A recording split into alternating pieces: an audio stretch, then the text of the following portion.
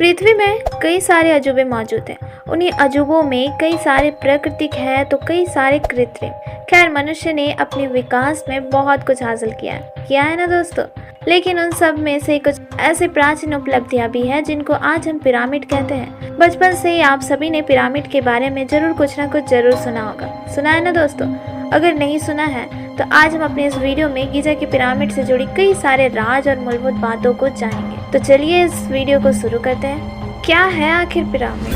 आपने कभी ताजमहल देखा है? अगर हाँ तो आपको पता ही होगा कि ताजमहल को मुमताज बेगम के मकबरे के तौर पर शाहजहां ने बनाया था।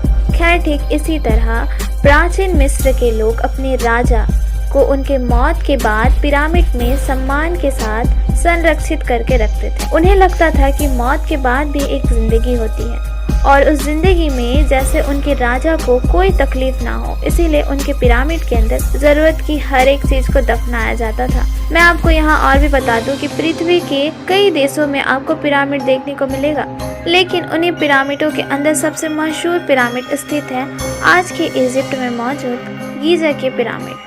आइए अब जानते हैं कि आखिर कितने बड़े होते होंगे पिरामिड। आज के समय में आपको गीज़ा के अंदर कुल 138 पिरामिड देखने को मिलेगा। इन 138 पिरामिड के बीच सबसे प्रसिद्ध और बड़ा पिरामिड का नाम है खूफू, जिसे कि लोग ग्रेट पिरामिड ऑफ गीज़ा के नाम से भी जानते हैं। ये पृथ्वी के 7 अजूबे के अंदर भी आता है। पिरामिड से जुड़ी कुछ ऐसी भी बातें हैं जिनके बारे में आपसे कोई भी बात नहीं करेगा, इसलिए उन सभी अनकही और अनजानी बातों को सिर्फ और सिर्फ आपको हमारे वीडियो में ही देखने को मिल जाएगा। तो दोस्तों, इस वीडियो को छोड़कर कहीं मत जाना, इस वीडियो को अंत तक जरूर देखना।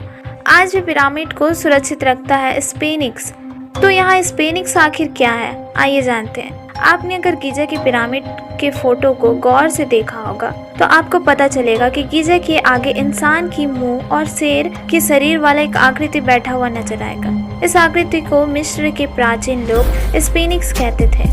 इसके अलावा मिस्र के लोगों का यह विश्वास था कि आकृति पिरामिडों की सुरक्षा के लिए भी काफी जिम्मेवार है। आपको ऐसे ही एक स्फिंक्स की आकृति ग्रेट पिरामिड ऑफ गीज़ा के पास भी देखने को मिलेगा। स्फिंक्स की ऊंचाई 20 मीटर और लंबाई 73 मीटर है। अतीत में हीरे की तरह चमकते थे ये पिरामिड। अगर आपने आज के पिरामिड को देखा होगा तो वो आपको सामान्य पत्थर से बनी हुई एक संरचना के रूप में दिखाई देगा। लेकिन क्या आप जानते हैं दोस्तों कि अतीत में जब इन पिरामिडों को बनाया गया था तो इसे घिस कर इतना ज़्यादा चमकीला और साफ बनाया गया था कि ये सूर्य की किरणों में भी काफ़ी ज़्यादा चमक उठते थे, मानो जैसे पिरामिड जैसे चमकीले हीरे के टुकड़े से बनी हुई हो।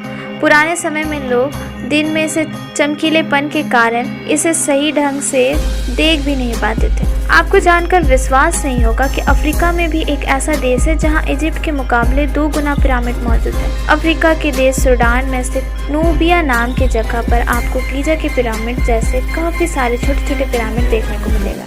कुछ वैज्ञानिकों का तो ये भी कहना है कि ये सब पिरामिड गीज़ा के पिरामिड से 500 साल पुराना है और काफ़ी ज़्यादा अनोखा भी है।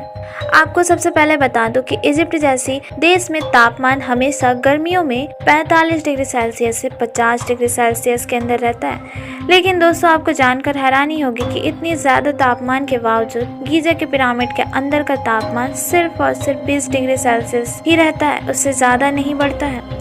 आज भी वैज्ञानिक पिरामिड के अंदर इतने कम तापमान के होने का कारण खोज नहीं पाए हैं। खैर दोस्तों, आपको क्या लगता है? आज के इस 21वीं शताब्दी में इतने आधुनिक तकनीक होने के बाद भी हम पिरामिडों से जुड़ी कई सारे बातों को समझ नहीं पाए। इन्हीं बातों के अंदर एक बात आती है पिरामिड में लगे रहस्यमय गोंद की।